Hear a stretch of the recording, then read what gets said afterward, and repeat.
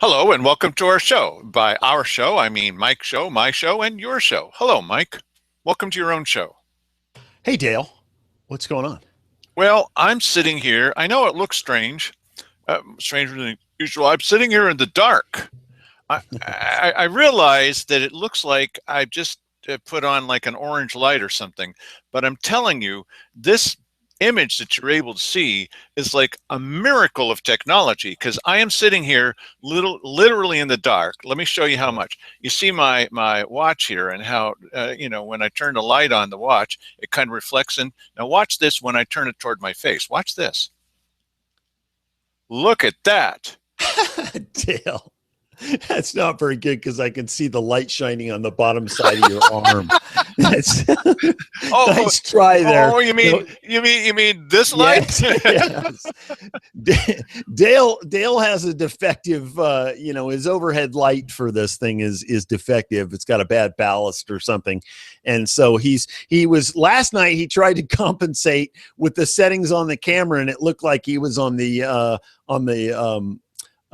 Is there a bright and dark side of the sun? If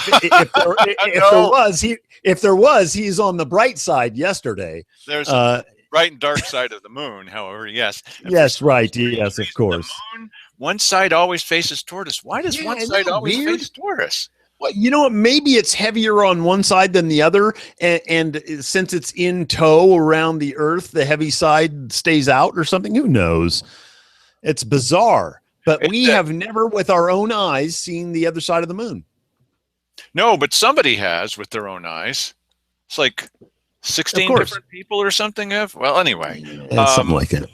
Okay, so you all know, because you've been watching the show, that today was the day that we went to the circuit court and we argued our case about the Grants Pass city tax.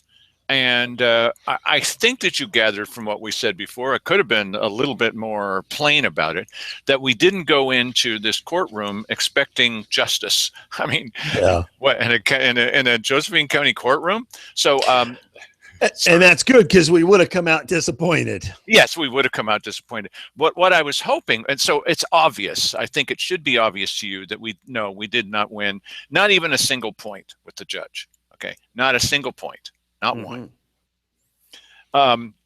However, what we were hoping is that, and Mike was there with 2 cameras, high definition cameras, and we got some reasonably good audio. And the pictures you're going to see, we're going to fix those up. And when we permanently post them, then you're going to see slightly better quality. But Mike's done a great job on making sure that he grabbed these things off of 2 different cameras and can play them back live. He's playing them off the cameras live for you so that you can follow along with what happened today. We're not going to play the whole 45 minutes or something because we may wish to talk about it a little bit, but we're going to play as much as we can, and you'll hear the best audio that we have at the moment. That will get better, and what we end up posting for you to see without our comments will be the best of all. But you need to know that, the judge is not going to let you set up microphones and pointing parabolic this. And he's not going to allow any. We were lucky even Paul Walter, who came and was sitting there, taking pictures for his website, just you didn't ask permission. You got to, okay. So, right. Yeah. But he did allow somebody that purports to be a reporter for something they think they are going to call a newspaper. He allowed that guy to sit there. That's weird. But the guy from KJO didn't even try because everybody knows they're not really the news. Anyway. Yes. That wouldn't have worked. So, but the whole thing centers around one word. This is, look, I'm not trying to be too positive. But it centers around this one word, and we're going to break that off and beat them to death with this. Not the judge. Yeah, this is a big mistake. It was a big mistake. You want to tell them what the word was, Mike? Well, the word's permanent, and the judge came off like, well, permanent. There is no such thing as a permanent tax. So, the fact that they didn't put permanent in here, that's no big deal because obviously there is no such thing as a permanent tax. I went to the dictionary, and the dictionary says that permanent means unending. and forever, and etc. philosophically, now he starts getting philosophical. It's unbelievable. And Yeah. he's saying, well, in this life of ours, what Nothing is what permanent. well, nothing is permanent. Okay, look, I know we make Yes. light of a lot of things, but this is really amazing. The idea. Well, when you think about it, okay, if a tax can never be permanent, what? There's nothing permanent but death and taxes, or however that saying goes. Okay, Yeah, right. What do they mean by that? but it means nothing, you see, because the word permanent means nothing. All we were suggesting, in fact, that wasn't even our suggestion. Our suggestion was they put three things in there, and they should just put one, because it would be very Right. difficult, in my opinion, and Mike's opinion, for someone that, let's suppose that well, you'll hear me say this, but let's suppose that there's someone who would like to vote for all kinds of taxes. There are such people, there are, and now he has to vote against two of them and for one of them. Well, he Yeah. doesn't want to vote against any of them. And then there's another guy that's against all taxes. We know some people like that too. And he doesn't want to vote against two taxes and for one tax. He Yeah. wants to vote against all. Now, what is he supposed to do? Well, the judge was simply not swayed by him. In fact, you could see he thought about it. And then, no. I think he had already made up his mind. He said that he had when he walked in. He'd already reviewed all of it. We really didn't need to say very much, but we're going to get our time.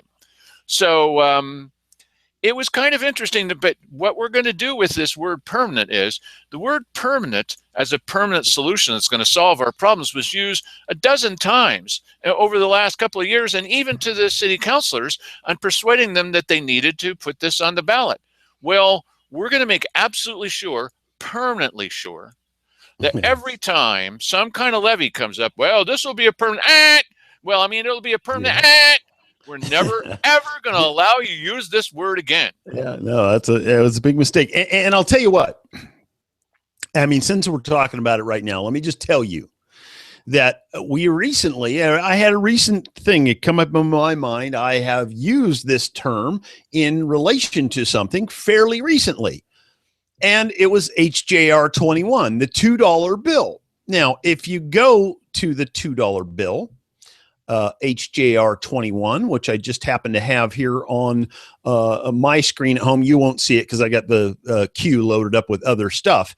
But it in reference to taxes, it occurs no less than 11 times in this document. So this idea that somehow we can't refer to this 2% sales tax as a permanent tax, that's just goofy. That's just stupid. The state, they do this kind of stuff all the time. And we have, they've referred to this in reference to the pursuit of a permanent solution for years. So this idea of striking permanent out of there, it's ludicrous. And they were wrong to say it, and we will be right in beating them over the head with it for permanently. Okay. what we don't want to do, maybe Mike wants to do this, I don't want to do this. What we don't want to do is, everything was not wonderful. We did not win today. We didn't go in thinking that this is going to be any slam dunk or any other kind of thing. What this really was about is this one set of old boys, and that's the head of the Chamber of Commerce, Colleen Martin, and some other old boys, against another set of old boys, which is the city council and the people who are always pushing for taxes. Because Colleen Martin and the others have been pushing for property taxes, and these guys are pushing for sales tax. Well, of course, Colleen Martin and the others don't like it because it's going to affect their businesses directly. These guys like it because they like all taxes. We're in the middle. Here, we're the only people actually representing people, as opposed to businesses. Nothing wrong with businesses, but this is a battle between the old boys versus the old boys. And we were there representing you, saying, now, wait a second, could you at least be honest with us? At least tell us this is permanent. Now, if we're going to get into this thing and the judge decide to do this, I personally think it's a mistake. And again, we're walking out of there with whatever we're going to get. If he walks out saying, well, in this life of ours, the word permanent doesn't mean anything. Okay, well, let me ask you this. Does the word safety, when you really think about it, is there really any such thing as safety? Right. Yes. Because we're always at some degree of risk. Just being alive is a risk. You know, Right. I mean, Well, something could happen to you I used to at get any together moment. with the school kids, and I was always tasked with giving some kind of argument about once a month about safety. About safety. Safety is our number one priority. And the first time I got up, it wasn't the last time they let me talk, but they were a little put back, the administration, because I said safety is not your number one priority. What? I said, no, safety is not our number one priority. What do you mean by that? I said, because if safety was your number one priority, you would have stayed at home. You wouldn't have come to this meeting. Right. Safety is obviously not your number one priority. Your number one priority is as much safety as you can get within certain parameters, okay? Yes. With certain risks that you're willing to take. But the fact that you got on the road to come here shows the safety. Safety is not your number one priority. Yes. Well, I don't know. You know, people slip on bars of soap in their shower all the time. Exactly right. Yeah. So Yes. look, so if you're going to say that there's no such thing as permanent, then Mm, there's no such thing as security. There's no such thing as safety. There's no right. such thing as, well, maybe even funding. I Oh, mean, listen. The list is long. It's a long, long list. so the judge, instead, in my personal opinion, instead of sticking to the law, decided to go off into the existential nature of humanity. Hey, wait a Yes, minute. that's right. And so this is why they don't have to tell you this is a permanent tax. Do you want to know that? Of course you want to know that. Do they Of want to course, put yeah. that in there? No, of course they don't want to No. put that in. There's no room for such a word. It's just one word, but there's no room for the word Yes. because they filled it up with other words. And we showed clearly if you take out the middle part, which says that they're going to get rid of something which is going to be gotten rid of all by itself. If you take that out because it's not necessary, you got plenty of words. Oh, no, we don't want to do that, Judge. Oh, I agree. You certainly can't do that. Now, wait a minute. Well, yes, and of course, the reasoning behind that is they want to create the image in your mind, and they want you to get out your pencil and figure out, hey, wait a minute, how much money am I going to save by voting for this tax, as opposed to the current state of things. Well, it's like recently I was looking at something and they didn't put the price. They just said 10% off. Now, why would they do that? 10% off of what? Exactly. Which I Yes. called them and they were like, a hum and a hum and a hum. Yeah, okay, yeah, I got it. Goodbye, click. So, all right, so we're going to play back what we Mike just recorded this with 2 different cameras today. I couldn't help him because I had to sit in this chair and then stand up occasionally and then rail against the impermanency of it all. Go ahead, Mike. Thank you, Your Honor. Your Honor, I think what's really clear from the pleadings and everything is this. The city wants to adopt a 2% sales tax. This is my little ally. On a permanent basis. Yes. I'll start with the caption. There's nothing in the caption that indicates that sales tax is permanent. That to me is why the caption itself is misleading. If someone looks at this and they go, well, they're replacing a property tax that sunsets and a GL levy that sunsets, but this is a permanent tax, and it's been the citizens have been indoctrinated into this and learned that the city and the county are always coming back to them for an additional vote on a levy to establish sufficient funds for criminal justice and public safety. But the idea of a permanent sales tax is I'm trying to figure out this guy's body so language. foreign and contrary to the public of this state. There's a lot of people moved here. Well, you say it's permanent, but I mean, is any tax really permanent? It can always be undone. Well, there's not a Look at your sunset reaction. on the That's tax. funny. There's not a date that It's over. tax is going to That's it. end. Yeah. All over. Yeah, that's right. Would the court agree with me about that? Nowhere does it say that tax is going to end. What is this back and I forth looked at thing the here? definition of permanent in the Get it. dictionary, and it says basically unending. Unending. I don't think any tax is unending unless people want it to be. But, Unless you live in but California. in order to set this tax aside, the voters would have to come in and in essence eliminate it. Or the city council would eliminate it. Correct. But the clear reading of it, this is a permanent tax. Okay? No. So the he's gonna say second no. point is that, again, this is a initiative to put a sales tax into the city's business system. The question just starts out, the city shall eliminate a 179 property tax levy and eliminate a jail utility fee. Oh, and implement a 2% sales tax. The question should read, shall the city implement a 2% permanent sales tax and eliminate? Mr. Graham, if you say that, aren't you implying to the voters they have no power to do anything with the 2% sales tax? And isn't that incorrect and false? No. What's They false? certainly do. They have a right to come back and petition, have a vote on whether or not it should be eliminated or the rate should go up and down, correct? The citizens are being asked to adopt a 2% sales tax. Correct? Can this answer my question? Stop Well, asking questions.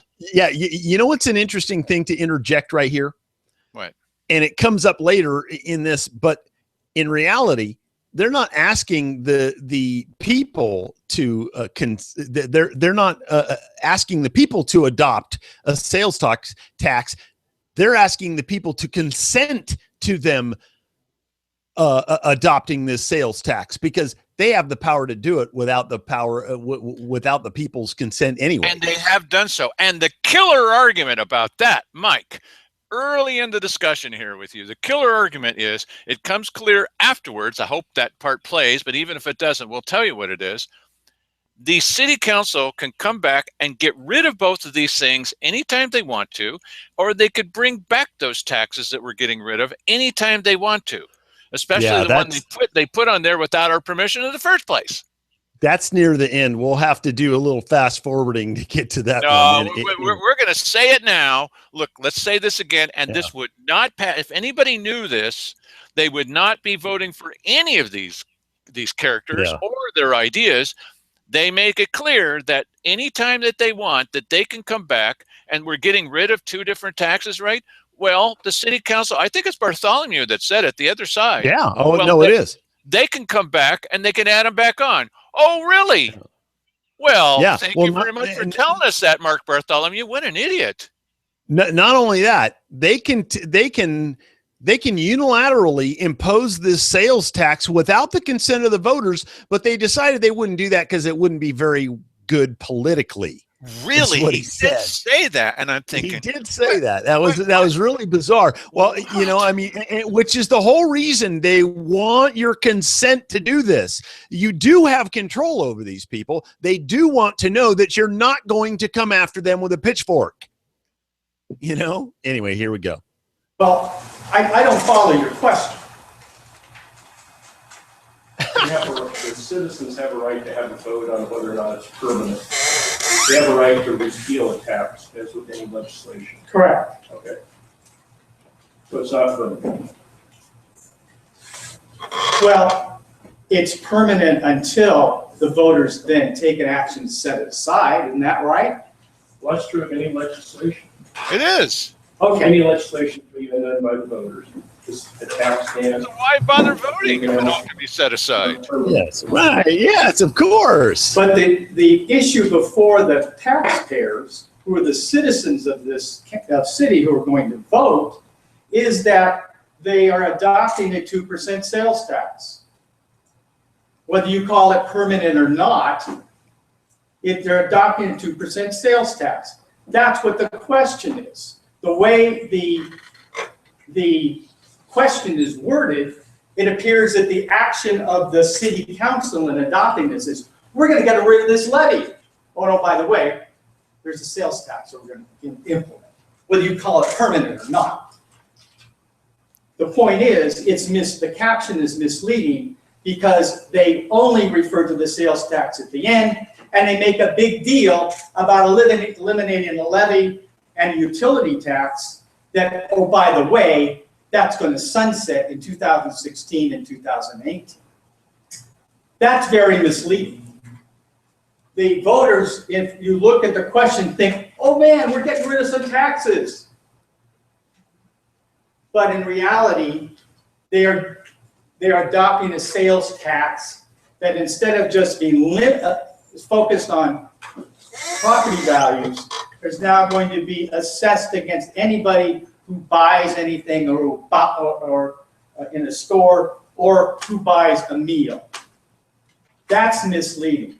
That's the crux of this, as well as the fact that the body of it, of the summary, makes no reference to the fact that this is that the two taxes that they're seeking to eliminate actually going to sunset. What's misleading is that the voter doesn't know that in 2 years, 3 years, you're going to get rid of those taxes anyway. So why should I vote this? It's labeled as a levy. Levies are for a period of time. Don't the voters know that? Well, you're assuming that voters have the same degree of knowledge that perhaps you and I do. Well, we have a bias. They're pretty intelligent. Yeah, I know. We have a bias that we think voters think the same way we do, but they don't. Just a second, Mike. In fact, I think. Yes. Okay, so one of the arguments, the final argument that Mark Bartholomew on the opposition said was that the reason that you can't put in the word permanent is because the voters would not understand that. The voters would be confused by the word permanent. So you can't possibly put that in there, even though it is permanent, whatever that means in this life of ours. Are we really here? Is this show really happening? Is anybody watching this? What does it mean to watch a show? Okay, well, this is the philosophical argument that the judge got into, you know, the whole impermanency of life argument. But the other side is arguing, and the judge is arguing this for them. Thank you very much. Well, the voters are intelligent. Okay, yeah, but they're not intelligent enough to understand the word permanent, so we can't put that on there. What?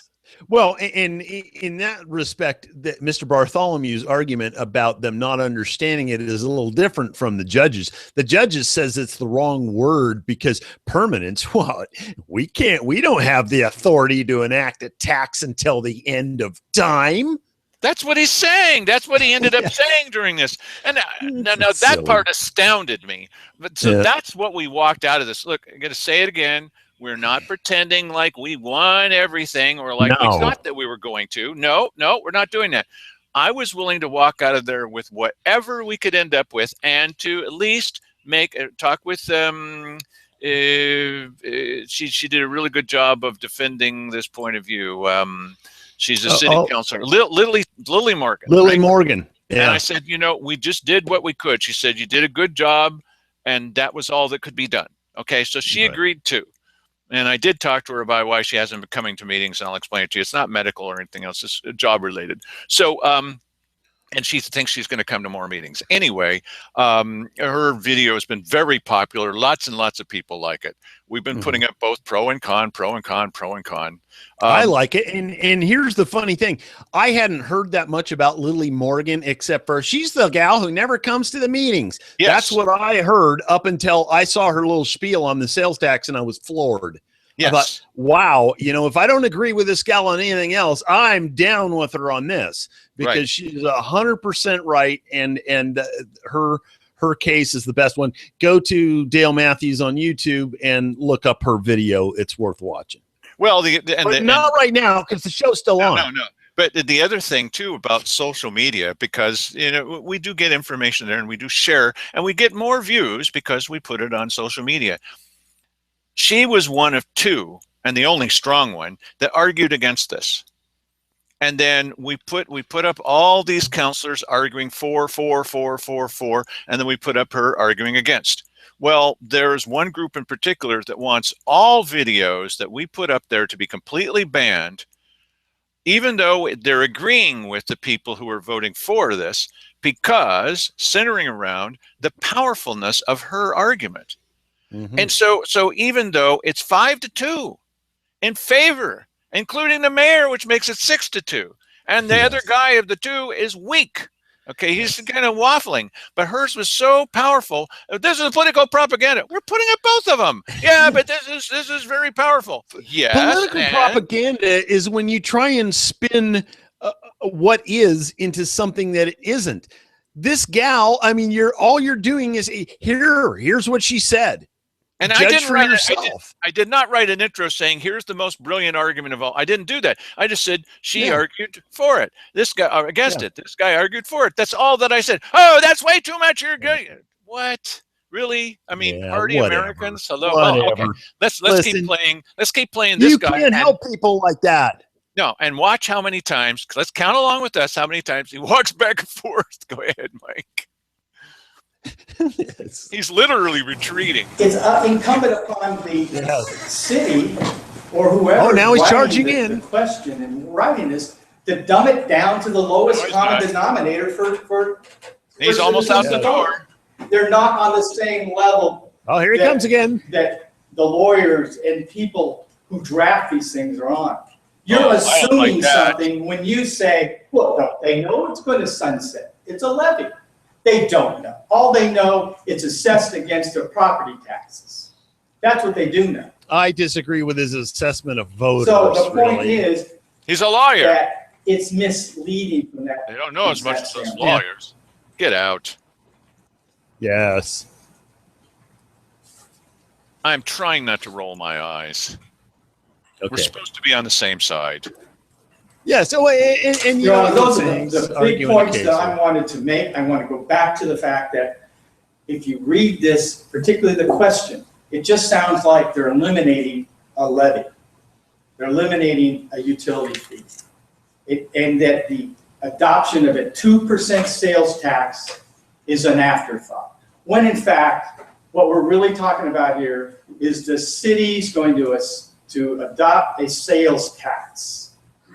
That's the question. Shall the city adopt and implement a 2% sales tax? That's what the question should be. That's what the caption says. But the question does not say that, does it? It does not say that this is a sales tax. It's an elimination. The caption starts out by saying it doesn't mention anything about a levy or a fee. It just mentions the fact that they're attempting to enact a sales tax. But you have to, just because one part of it. The caption is the first thing I would think they would read. But you have to look at the question. The question is what's being submitted. That's a headline. The caption's a headline. The question that the voters are being asked upon is the critical thing. So I submit. Thank you. Mr. Madden. Okay, Mike, pause just a second. Your Honor, the best thing they... Yes, sir. Okay, so up until this point, I intended to argue just our point of the case only about the single issue. You know, should it be one issue? But honestly, I got to tell you, I wasn't very impressed with this guy. And so I thought, you know what? Okay, if he's going to be doing that kind of stuff, I might as well go on with the flow. And as soon as the judge said this word about permanent, and you saw I looked at the camera, I thought, okay, we can all just go home. Now, I'm not going to leave. Yes. But I thought I might as well go ahead and say, because I know we're taping this, I might as well go ahead and say what all kinds of people are saying to us, what some of the city councilors have said, what most of our friends are saying, and some of the questions. I might as well just go ahead and cross over that boundary line past our case into his case as well, and get a few. It's very much like combining a chess game with a boxing match. You know, there's some strategic moves, and every once in a while you give a roundhouse punch. So I thought, well, I might as well go ahead and just say a few more things without being rude, because there's no chance, I don't think, like Keith Heck does, that the judge is going to start calling me names or have me escorted from the room, or try to. So I went ahead and just went a little beyond what I had originally intended to do, which was stay within the strict boundaries of our argument. Go ahead, Mike. Mr. Madden. Your Honor, the best thing that's going to come Dale out of this Matthews is courtroom pretty today, tall. I believe, is that when the next levy comes up, and they're saying this will give us a permanent solution to our law enforcement problem, it's been said in this courtroom, that's not permanent. Okay, I'll take that as a victory. One of the things that is a problem with this is that let's suppose that there was an older gentleman, well-to-do in the area, and he always votes for every kind of tax that would keep him safer. He wants to vote to keep the tax for the jail. He wants to vote to keep the tax on his property. He wants to vote to add a sales tax. He can't do that because this. Now the guy behind me wouldn't stop with the chair. Two things that I want, or do I want to say yes Courier. for another? He can't possibly vote on this. He won't know what to do. It's confusing. That's confusing. The word permanent is not confusing to our voters. It's been argued by the other side. That's not confusing. We know what that means. Let's suppose what does it mean to instead. you, Mr. Matthews? Okay. What does permanent mean to you? Permanent means the same thing that was meant by the levies, the levies on people's property. That if you vote that in, and if it says that it's permanent, then you've got a permanent solution to your law enforcement problem. Yes, it can always be voted down. I'm asking, what does the word permanent mean to you? The word permanent means to me that it's going to stay that way unless voted down by the people later.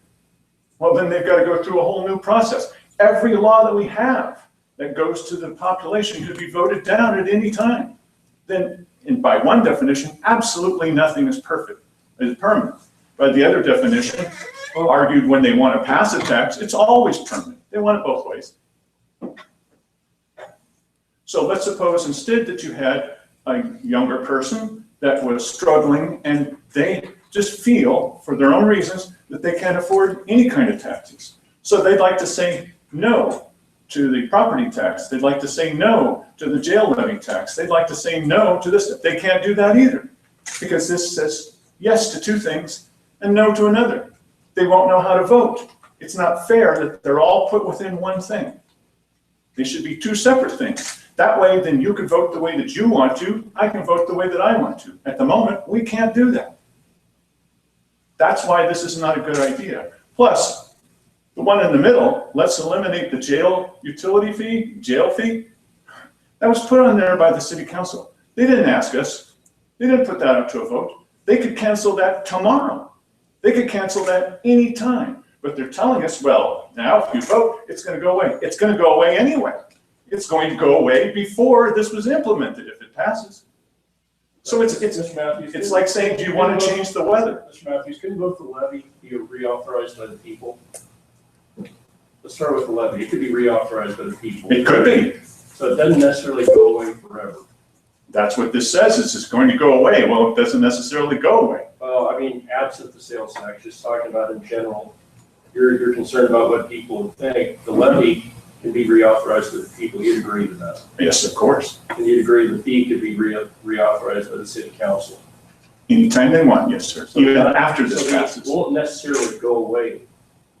That's a really good point. Thank you, Your Honor. When they say you're voting to get rid of this, they could impose the jail tax the very next day after it passes.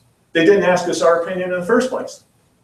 So why are they saying this is a choice you get to make? It's like asking me if I want to change the weather.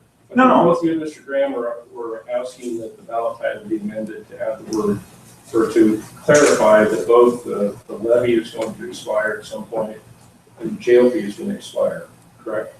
Yes, sir. And those words could I guess be. the point I was going to make is forget about the sales tax. That wouldn't necessarily be true because they will expire, but they can't be reauthorized either by the people or by the city council, correct? Well, by that logic, sir, with respect, every law that we pass should not include the word permanent anywhere in it because nothing in this life is permanent. I agree with you, Mr. Matthews. They do it anyway because they're trying to influence the vote. Well, you're asking that the sales tax be referred to as permanent. It isn't permanent, is it? If they have to. I guess it depends on your definition of the word permanent. Nothing in life is permanent. Well, my definition from the dictionary is Bill Clinton defense. That's right. So the sales tax is not unending. And as I said, sir, with respect, that's what they tell us we'll get from a permanent tax on property that will permanently solve the funding for the sheriff.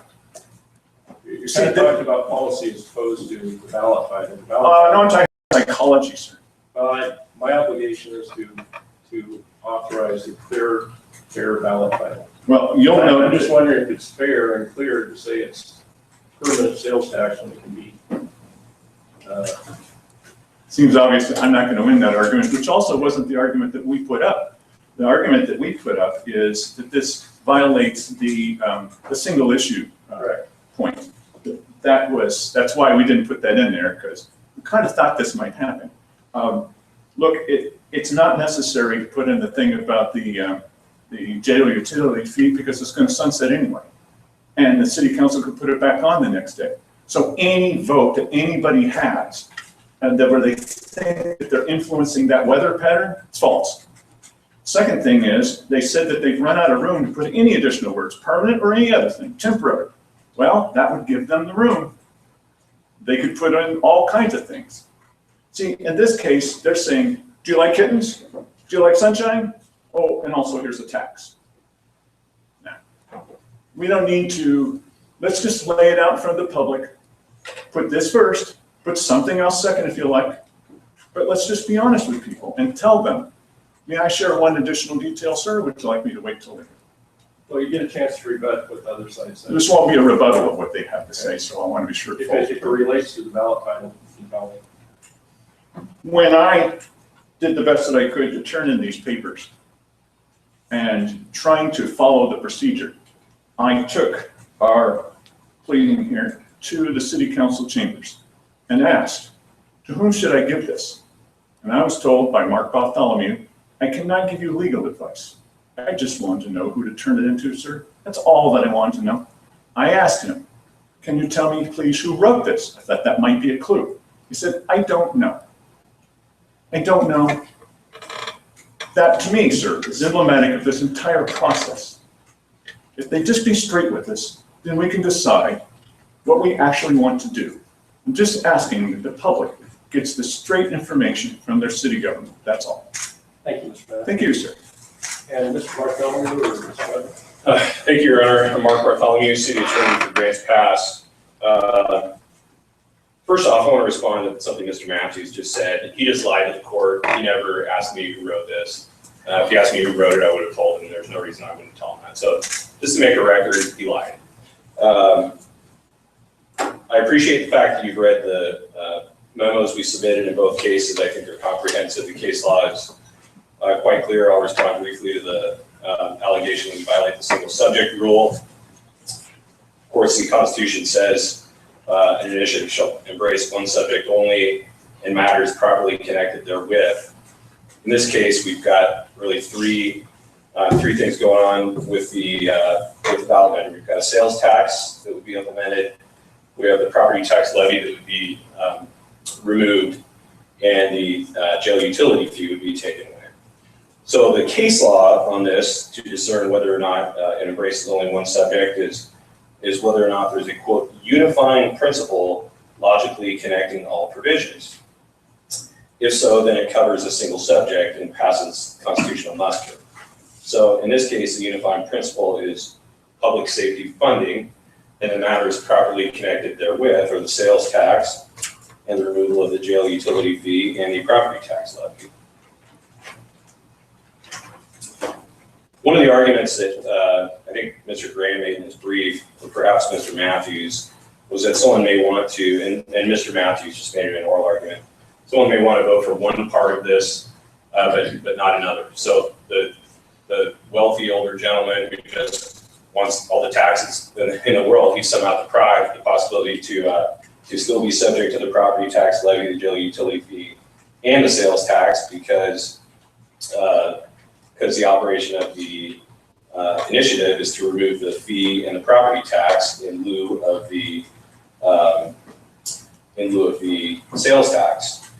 The court, Oregon Court of Appeals addressed that very issue. It's directly on point. Supreme Court, actually, Oregon Education Association versus Phillips, and the court said that you may have an issue like that may present that voter with a difficult choice, but if the limitation on elections were not found in the measure, another voter might well face the difficult choice of desiring to vote for most of the measure, but not wanting to do so unless it also contains such a limitation.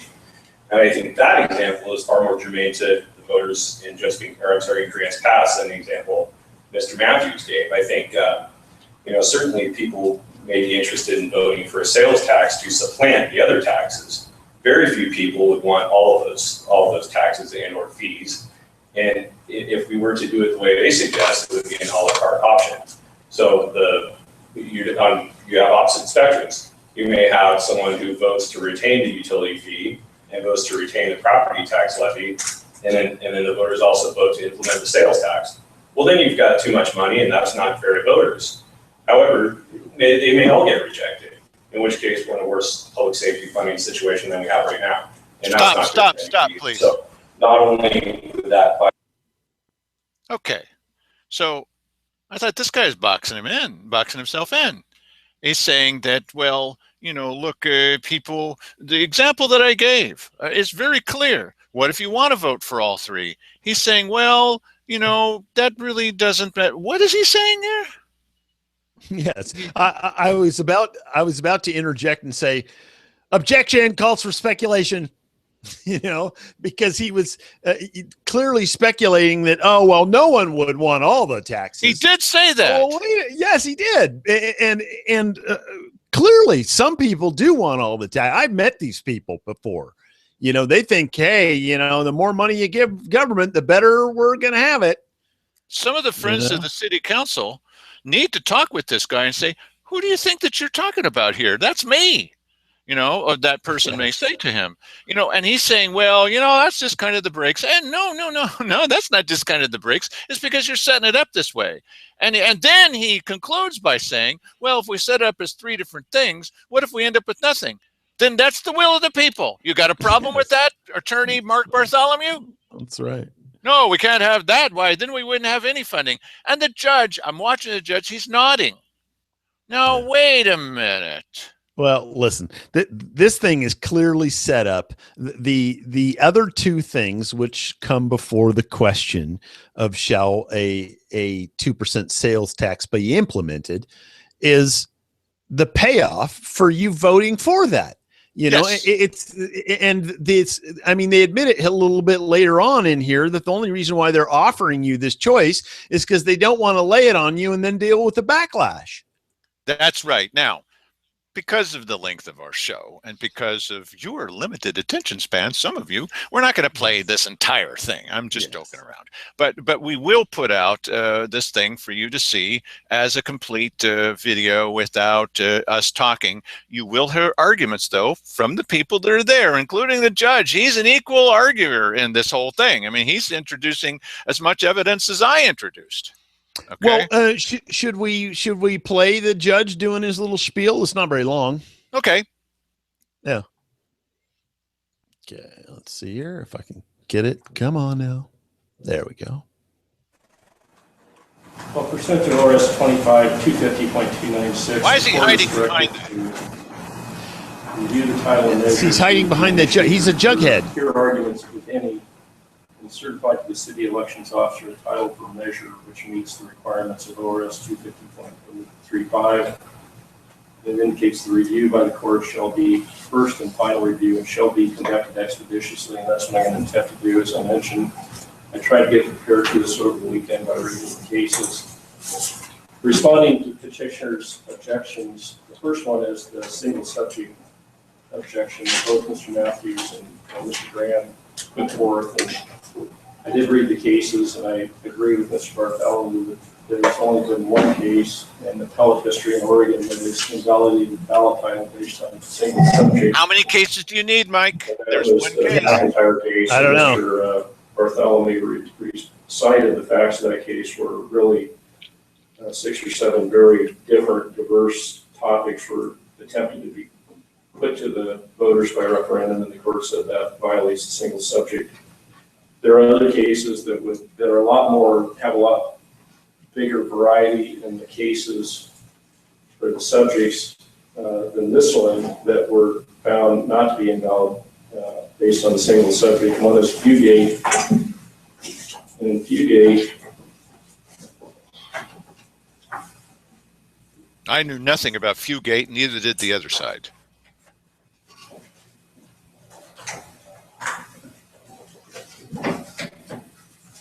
fee gate, the referral was, the first was a crime victim's right measure. The second was something to do with evidence in criminal trials. The third was release criteria of criminal defendants. The fourth was criminal sentencing and restitution. The fifth was the law concerning jury makeup. So pretty diverse topics. And yet the court found that there was a unifying principle, and therefore the single subject constitutional prohibition is not violated.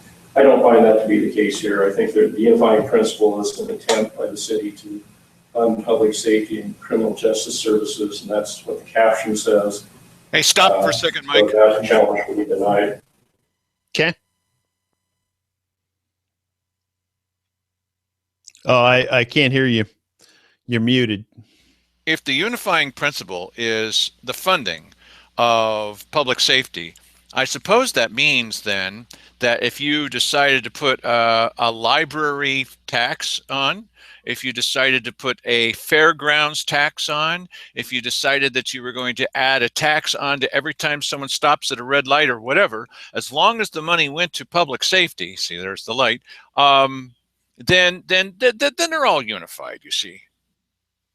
Right. Watermelon seeds. As long as they all are dealing with American greenbacks and end up somehow in something called safety, which doesn't really exist any more than the word permanent exists, because there is no such thing as safety. I'm telling you, we really need to delve into this what's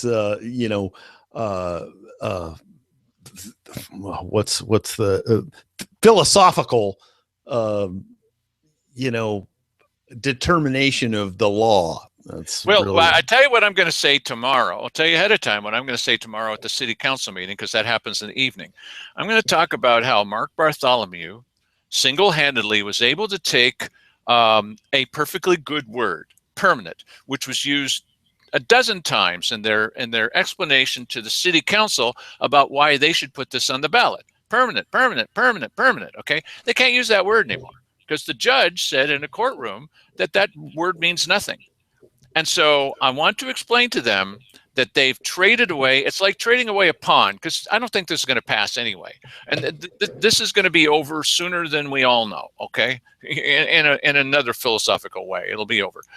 Yes. So he's traded a pawn or two, and we've taken his queen because they can't even use this word anymore. And if they wonder whether that's going to come up again, oh, that's going to come up again permanently.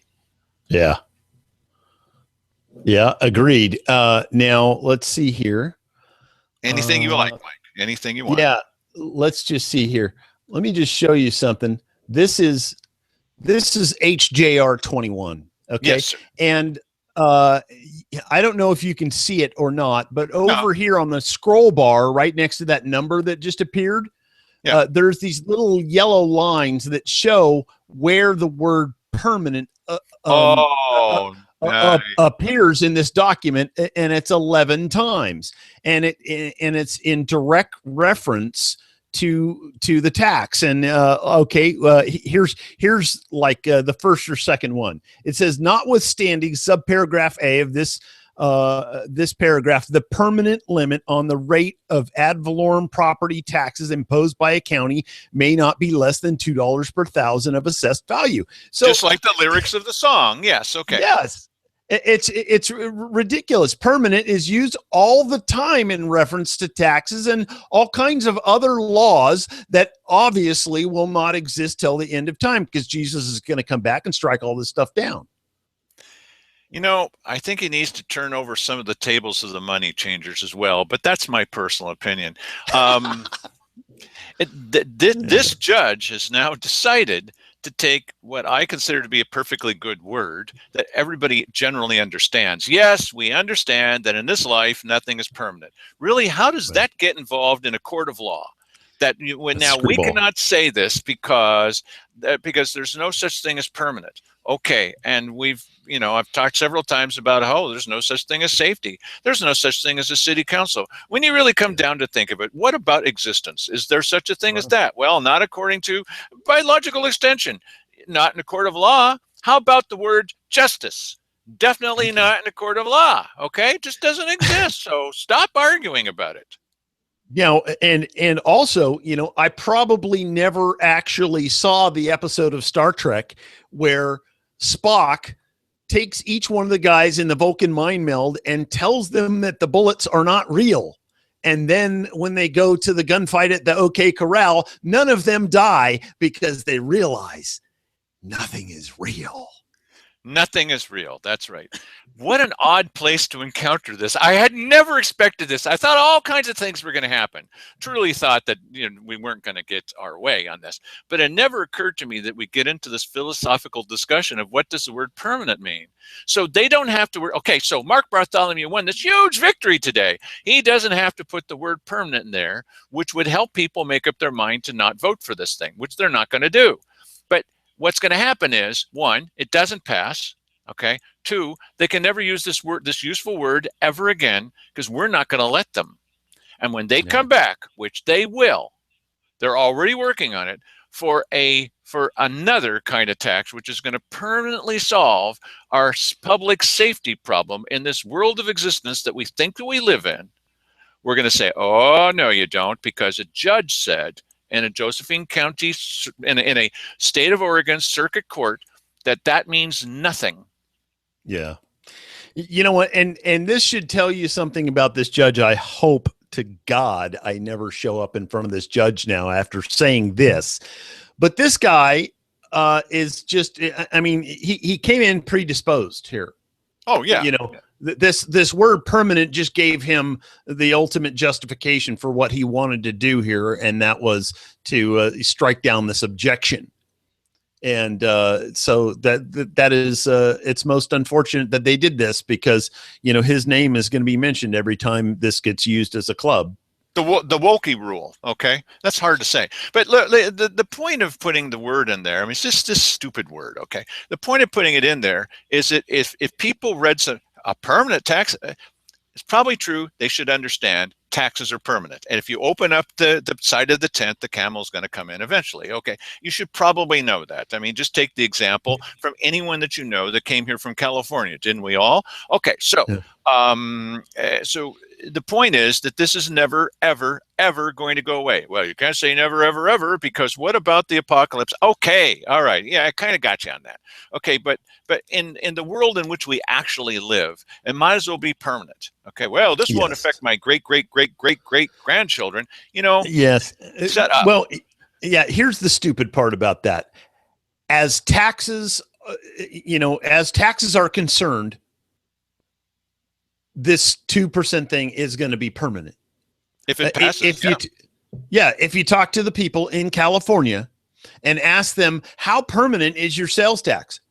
Oh, it's pretty damn permanent. The only thing that isn't permanent about it is its rate, because it's going to go up. Well, that's the one thing. They need to have a counseling session with Judge Wolke, who will explain to them and make them feel a whole lot better. You may think that this tax is permanent. This tax may have been around since before you were a child, before your parents even met, but don't think it's permanent, because it definitely isn't. Oh, yeah, don't worry. It won't be around when the dinosaurs come back. The only reason to put this in there is to make sure that people get the true facts. This is what I was trying to say. Just tell them the truth. If you really think that you've got this set, Roy Lindsay's sure that this is all done. It's a done deal. All they need to do is just educate the people. You know, the people that know everything, but they don't know everything. Oh, they're too stupid to know this, but they're the salt of the earth and they know everything. They're arguing both of these. Okay, so.